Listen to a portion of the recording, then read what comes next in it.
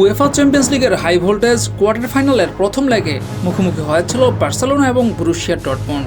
এই ম্যাচে বার্সেলোনা 4-0 গোলে হারিয়েছে বরুসিয়াকে। এই ম্যাচে অনবদ্য পারফর্ম করেছেন বার্সেলোনার আক্রমণ ভাগের ফুটবলার রাফিনহা। ম্যাচে বার্সার 4টি গোলের 3টিতেই সরাসরি জড়িত ছিলেন তিনি, তার মধ্যে করেছেন একটি গোল। আর যে গোলটি তিনি করেছেন মানুষ সেটা নিয়ে বিতর্ক ছড়াচ্ছে।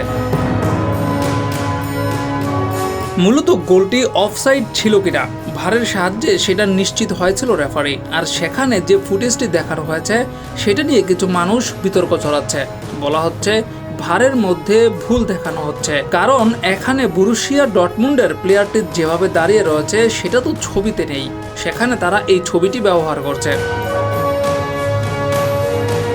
কিন্তু অন্য আরেকটি ছবির দিকে তাকালেই দেখা যাচ্ছে বরুসিয়া ডর্টমুন্ডের একজন প্লেয়ার ঠিক সেভাবেই দাঁড়িয়ে রয়েছে যেমনটা ভারের ফুটেজে দেখানো হয়েছে। তাই এই গোল নিয়ে বিতর্ক ছড়ানোর কিছু নেই।